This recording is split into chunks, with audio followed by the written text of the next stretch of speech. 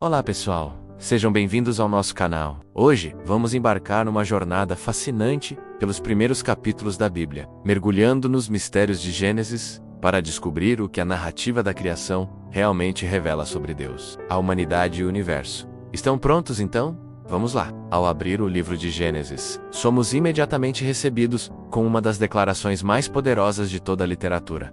No princípio, Deus criou os céus e a terra. Mas o que isso significa para nós hoje? Muitos olham para Gênesis e veem um conflito com a ciência moderna. Mas e se o propósito do texto não for oferecer um manual científico detalhado, mas sim uma profunda revelação teológica? Pensemos juntos.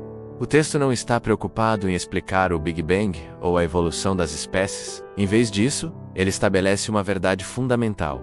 O universo não surgiu do acaso. Ele é fruto de um ato intencional, de um Criador inteligente e poderoso. A narrativa da criação em 7 dias, mais do que um cronograma literal, pode ser vista como uma estrutura poética para comunicar ordem, propósito e beleza. Cada dia traz um novo elemento, construindo um cosmos harmonioso e culminando na criação da humanidade. E aqui chegamos a um ponto central: façamos o homem à nossa imagem, conforme a nossa semelhança.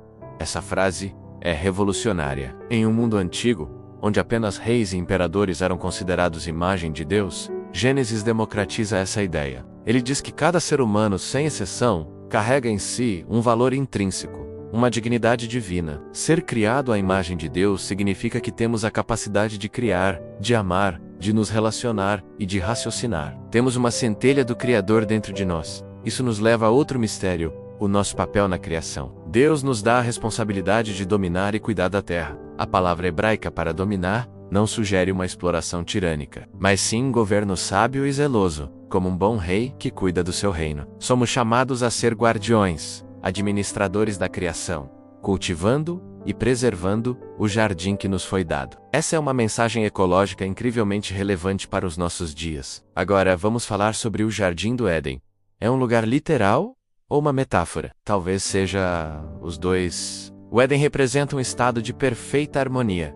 Harmonia com Deus, com a natureza, consigo mesmo e com o outro. É um retrato do ideal divino para a humanidade. A presença das duas árvores, a árvore da vida e a árvore do conhecimento do bem e do mal, introduz um elemento crucial: o livre-arbítrio. Deus não nos criou como robôs programados para obedecer. Ele nos deu a liberdade de escolher. A proibição de comer do fruto não foi um teste arbitrário, mas uma fronteira que definia a relação. Era um convite para confiar em Deus, para aceitar que sua sabedoria é maior que a nossa. A escolha de Adão e Eva de desobedecer, de definir por si mesmos o que é bom e mal, representa a quebra dessa confiança. Essa quebra, conhecida como a queda, não foi apenas um erro isolado. Ela introduziu desarmonia em todas as áreas. A relação com Deus foi manchada pela vergonha e pelo medo. A relação entre homem e mulher foi marcada por conflito. A relação com a natureza tornou-se uma luta, e o trabalho, antes uma vocação prazerosa, tornou-se um fardo. A morte, a consequência final da separação de Deus,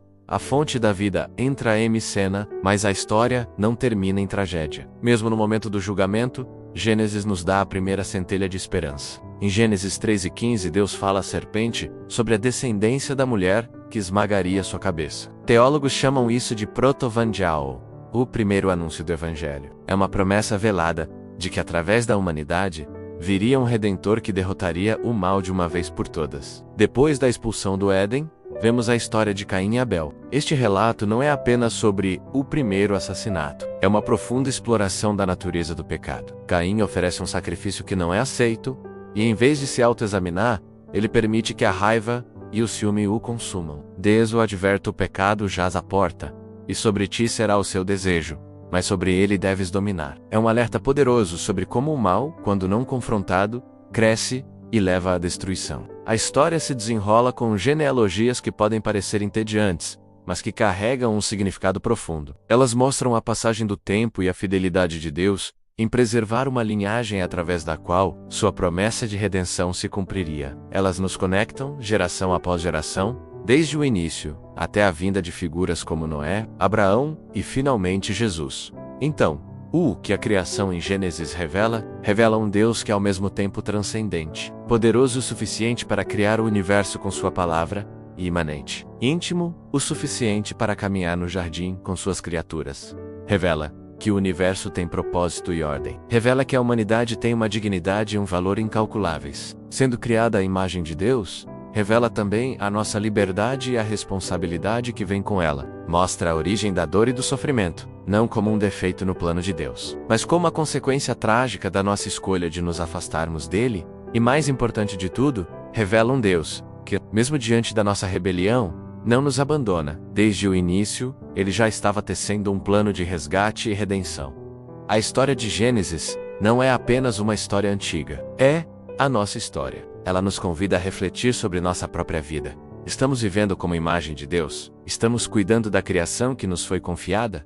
Estamos lutando contra o pecado que jaz à porta? E, acima de tudo, estamos confiando na promessa de redenção, que ecoa desde as primeiras páginas da Bíblia? Os mistérios de Gênesis não são enigmas para serem simplesmente resolvidos, mas verdades profundas para serem vividas. Eles formam a base sobre a qual toda a narrativa bíblica é construída, nos dando o contexto para entender a cruz, a ressurreição e a esperança de uma nova criação. Espero que esta reflexão tenha aberto novas perspectivas para vocês. Gênesis é um livro incrivelmente rico, e nós apenas arranhamos a superfície. O que mais te intriga na história da criação? Deixe seus pensamentos e perguntas aqui nos comentários. Adoraria continuar essa conversa com vocês. Muito obrigado por assistirem até aqui. Se você gostou deste vídeo e quer continuar explorando os tesouros da Bíblia conosco, não se esqueça de deixar o seu like, se inscrever no canal e ativar o sininho para não perder os próximos conteúdos. Um grande abraço e fiquem com Deus.